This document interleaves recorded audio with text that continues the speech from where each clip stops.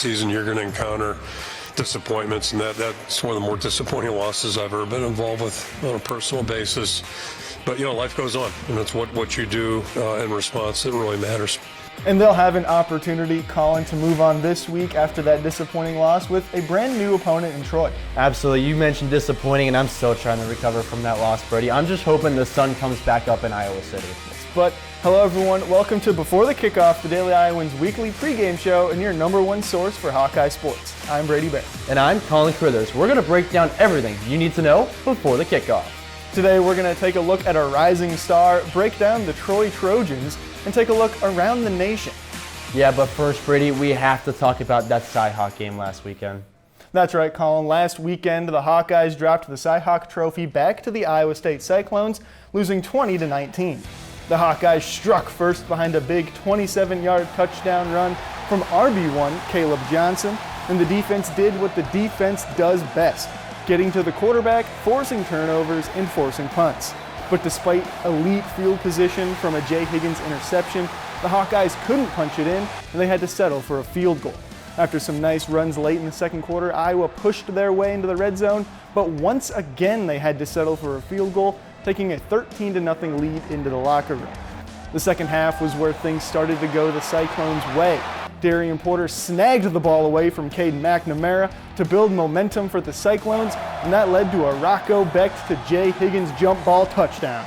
But Iowa had life, and they answered with yet another Kaleb Johnson touchdown. But the celebration was short-lived as Becht sniped a deep shot to Jalen Knoll for a 75-yard score. Jalen Conradi knocked in a 46-yard field goal to start the fourth quarter, tightening up the game. Iowa 19, Iowa State 17. Both teams took turns kicking it back and forth until, with 34 seconds left in the game, Becht found Knoll with a big 30-yard completion to set up a 54-yard go-ahead field goal that turned into a game-winning field goal after a last-second heave from McNamara got intercepted.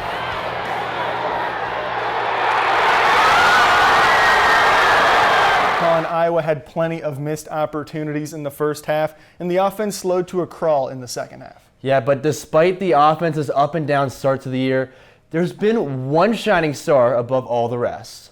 Let's send it out to DITV's Joel Keller in the newsroom for more on RB1.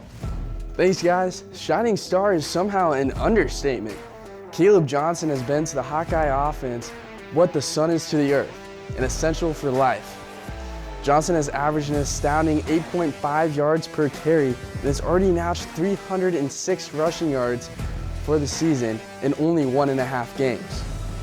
The pill carrier for the Hawkeye offense has scored 4 of the 7 total touchdowns and is already almost halfway to his career high for rushing yards in a season. And keep in mind, this is only through the first 2 games. Johnson is in the midst of blossoming into the next great Hawkeye running back, primed to have his name amongst the likes of Ronnie Harmon, Sean Green, and Tavian Banks if he can continue his dominance. I feel like now it's just over time I feel like I just kept producing, and I kept believing in myself, and I kept just saying I'm gonna get there, and so finally he's here, and I'm, like I said, keep my head down, keep pushing forward. However, it's not just Johnson's talent that makes him successful. He runs behind one of the most experienced and battle-tested offensive lines in college football, with 150 starts spread throughout the 5 big guys up front. The line is also helped out by talented tight ends Luke Lachey and Addison Estranga, as well as Hayden Large, the Hawkeyes fullback. He's running as good as anybody in the country. Kaleb, what he does on Monday, Tuesday, Wednesday is setting him up for what he does on Saturdays. He works his butt off in practice, and he's running like how we all know he can, And I'm so proud of him, and I know he's going to keep it up. Like today, he was running hard, and I just want to do everything I can to have him have success. I mean, usually if I see him in the open field, most likely he's going to reach the end zone. He's a fast guy, so no one can really catch him. But I mean, just as far as the play call in the huddle, we got to execute our jobs to give him those running lanes also. So. Just been trying to spring open blocks for him, do whatever I can to get him going, because once he hits the edge, he's going. After a season riddled with injuries and offensive woes, Johnson had every reason to test the waters in the portal. But Johnson has found a home in Iowa City and has bought into the Hawkeye football program. A lot of people came to me and asked me, am I going? I said, no, I'm staying here. This is home, so this is where I want to be at. So I just, give credit to Coach Ferentz and, for them still believing in me, Coach Betts and all them. So I'm just going to keep my head down, keep moving forward. The little things matter so much here because if you go to another school, you never know what they can have. So I just like how every little detail, especially on special teams and all the little blocks that we need to do, the runs, all the little details matter more here than anywhere else. Now the junior looks to continue his dominant running against a team that has struggled all year against the run. The Pill Carriers' next opponent, the Trojans, are ranked in the bottom 15 in the entire FBS in their run defense. The rushing leader for the Hawkeyes has all the ingredients for a massive outing this Saturday. Brady and Colin, tell us more about the Trojans. Thanks, Joel. Johnson will be a huge plus this weekend for the Hawkeyes, Colin, but with this being the first ever matchup between the two programs, what can we expect to see from Troy? Yeah, Brady, not necessarily a familiar opponent for the Hawkeyes, but I spoke with Taylor Fraze of the Troypolitan to gain more insight on the Trojans. Now, Troy has had a slow start to the year, sitting 0-2, but there's a key reason for that. We have the third youngest roster in the entire NCAA. We returned maybe 4 or 5 starters from last year, and that was it. All of our starters from last year, most of them transferred out and went to Tulane or larger schools.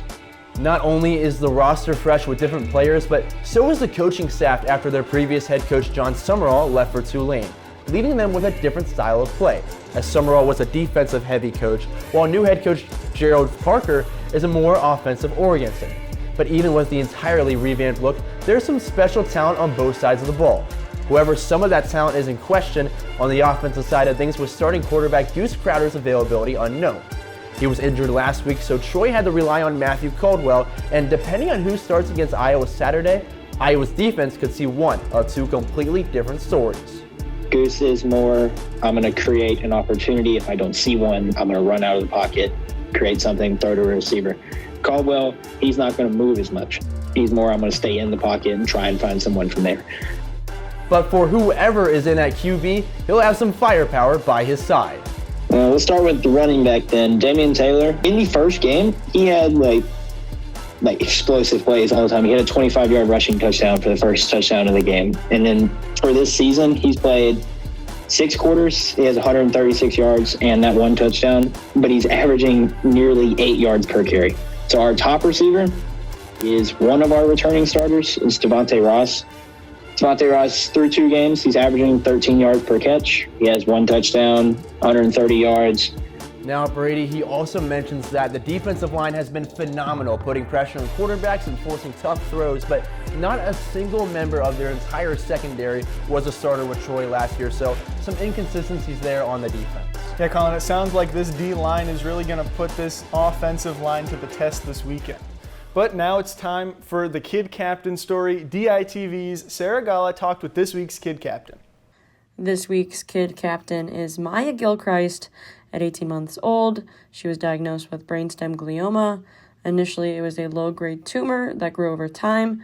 Due to this, she had to go through surgery and chemotherapy. You're faced with your child not having any options except for to literally live or die, to go home and she would not make it, or to do the surgery, at least give a chance. That in our minds was the only choice. This type of cancer has a tendency to grow back. Every time she relapses, it gets more and more difficult because there isn't a standard of care. So she relapsed a number of times, would try a drug, do okay for a while, and then it would come back. Maya has been off chemo for around 2 years, and the doctors continue to monitor her brain tumor. Eventually, new symptoms started to show up for Maya. It was then found out that she has a mutation in her blood cells that were causing them to be made at a very high level. Due to this mutation, Dr. Dickens works very closely with her. An old medical technique called phlebotomy, used to be called leaching. I just pull blood out of her. The nurse puts an IV in, and I do some math and figure out what a safe amount is. My doctors and nurses are really amazing. They're there for me when I need it, and they're willing to listen. Maya continues to stay positive and has exciting plans for the future. Right now I'm taking my prereqs for nursing. And then once I graduate, I'm going to go to Kirkwood Community College in Cedar Rapids. She also has an incredible family who cares so much for her. You know, they support me in every step of my way that I go. My parents have always been there for me. They've made the best decisions. Sarah Gala, DITV Sports. That's a great story there from Sarah, but now it's time to take a look around the Big Ten with DITV Sports Director AJ Reister. Yeah, thanks, Brady. After a busy weekend in Week 2, we have even more madness in the Big Ten. In Madison, Wisconsin, the Badgers will attempt to jump around 4th-ranked Alabama, and the Crimson Tide are coming off a 42-16 victory over South Florida.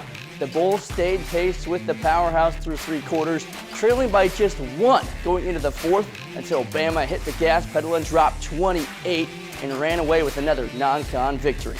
On the other side, the Badgers leaned on their running back, Ches Maluzzi, who scored 2 touchdowns in their 27-13 victory over South Dakota. Quarterback Tyler Van Dyke has been solid early, throwing for over 400 yards in his first 2 games. We'll have quite the matchup this weekend. Kickoff is set for 11 a.m. on Fox, and the Tide are 16-point favorites in this one. Another Big Ten matchup to keep your eye on is the in-state rivalry between Oregon State and 6th-ranked Oregon. The Ducks are massive favorites in this game and are coming off a close win against unranked Boise State 37-34. Head coach Dan Lanning said there is a lot to learn from this game as the offense fumbled 3 times and the defense allowed over 350 yards of total offense. This is a big game for a Big Ten favorite, but possibly an even bigger game for the Beavers. The Ducks have won 13 of the last 16 matchups dating back to 2008, but State has won 3 of the last 4 hosted in Corvallis. The Beavers are coming off a 21-0 shutout over San Diego State, where they ran for over 230 yards. Kickoff is set for 2:30 on Fox with the Ducks as 16-point favorites. And for our final game outside the Big Ten, all eyes will be on Columbia, Missouri, as the 24th-ranked Boston College Eagles fly into Memorial Stadium to battle a surging Missouri Tigers team that is coming off a 38-0 win over Buffalo and possibly one of their best seasons in school history. Last year they went 11-2, their best win total since 2014 when they won the Citrus Bowl. But watch out for Boston College, who upset Florida State 2 weeks ago and are coming off a stomping of Duquesne 56-0 and are looking to prove why they could be the team in the wide-open ACC. Kickoff is set for 11:45 on the SEC Network, and the Tigers are 16.5-point favorites in this one. Fellas, that's a look around the Big Ten and the country.